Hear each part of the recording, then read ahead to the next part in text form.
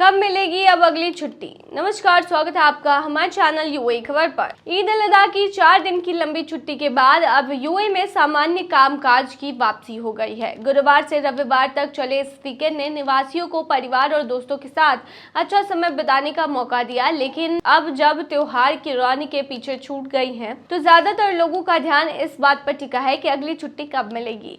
काम पर लौटने की इस हलचल के बीच यह जानना दिलचस्प है कि यूएई सरकार ने मई 2024 में जो आधिकारिक सार्वजनिक अवकाशों का कैलेंडर जारी किया था, जिसके अनुसार हर साल सरकारी और निजी दोनों क्षेत्रों के कर्मचारियों को 12 सार्वजनिक छुट्टियों का अधिकार होता है। इनमें कुछ हॉलीडेज जैसे यूएई नेशनल डे और न्यू ईयर तो फिक्स होते हैं, लेकिन इस्लामिक त्योहार की तारीखें चांद के दीदार पर आधारित होती हैं, इसीलिए इसमें कुछ लचीलापन होता है। 2025 में अब तक 3 बड़ी छुट्टियां यानी न्यू ईयर, ईद उल फित्र और हाल ही में मनाई गई ईद उल अजहा पहले ही हो चुकी है, जिनमें लाखों लोगों ने सैर सपाटा, पारिवारिक मेल मिलाप और धार्मिक आयोजनों में हिस्सा लिया है।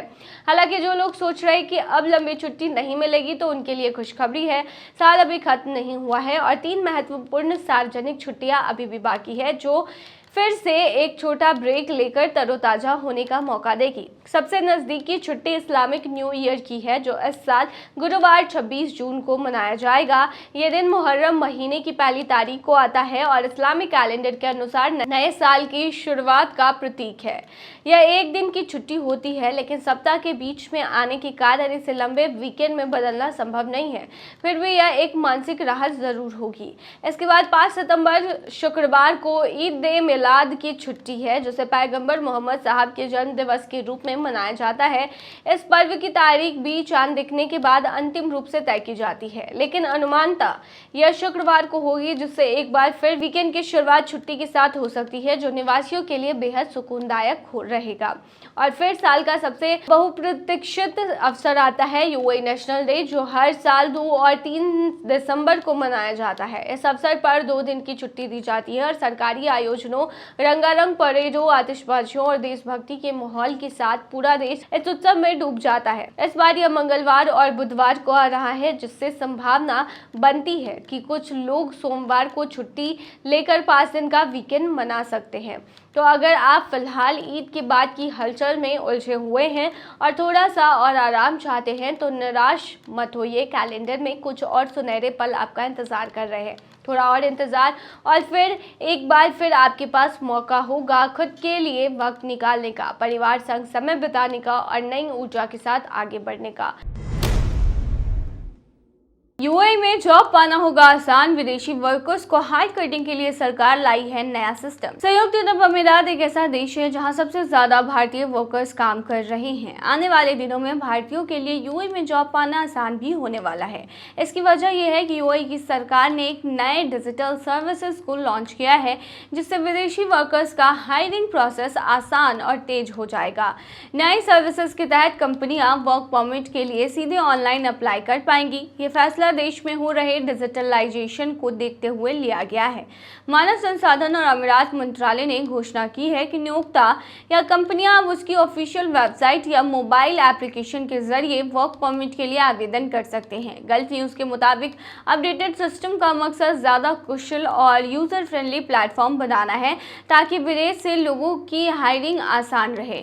लेकिन उससे पहले अगर आपने अभी तक अरब टाइम्स ऐप को डाउनलोड नहीं किया है तो फटाफट कर लीजिए। बता दें कि डाउनलोड करने के लिए आपको ज़्यादा कुछ करने की ज़रूरत नहीं है। जाना है प्ले स्टोर पर, सर्च करना है अरब टाइम्स ऐप, वहाँ पर आपको ऐप दिख जाएगा, आप उसे डाउनलोड कर सकते हैं। तो डाउनलोड ना।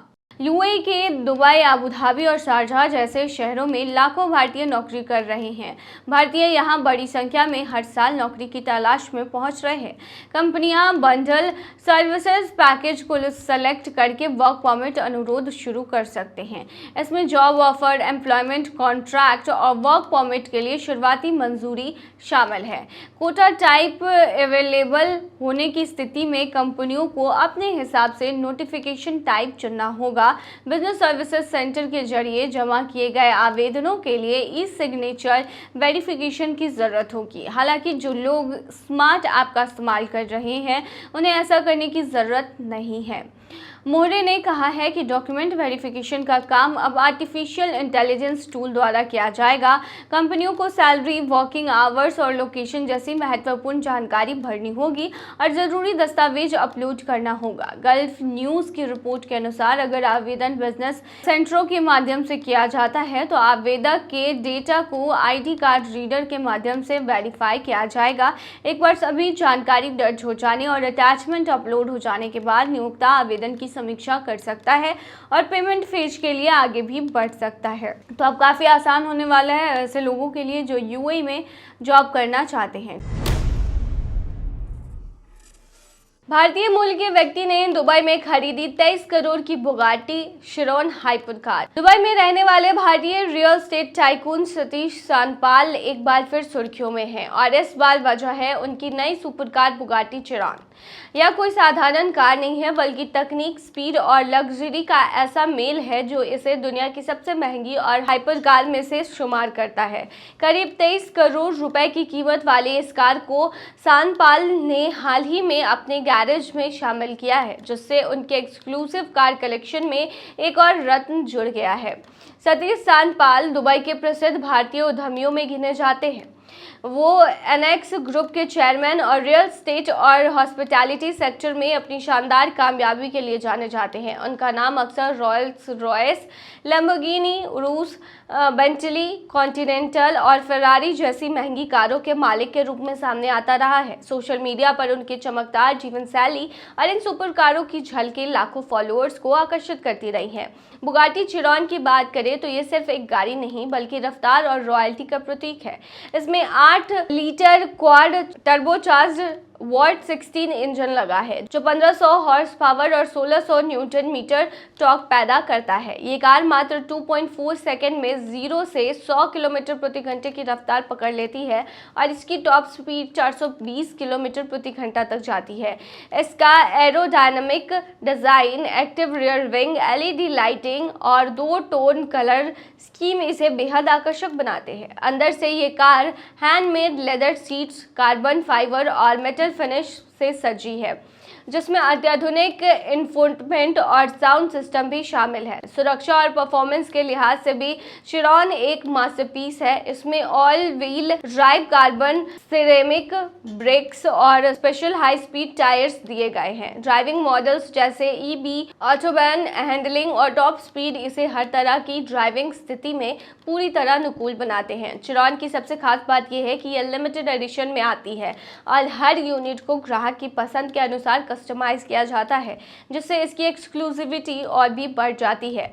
निसंदेह सतीश सानपाल की बुगाटी चिरॉन उनकी सफलता, मेहनत और लग्जरी स्टेटस की पहचान बन चुकी है। यह कार न सिर्फ उनके गैरेज की शान है बल्कि एक ऐसी व्यक्ति की कहानी भी बयां करती है जिसने अपने सपनों को मेहनत से साकार किया है और दुबई जैसे अंतर्राष्ट्रीय शहर में अपनी एक खास जगह बनाई है। तो ये थी तमाम जानकारी। बन रही ऐसे तमाम खबरों के लिए UAE खबर पर।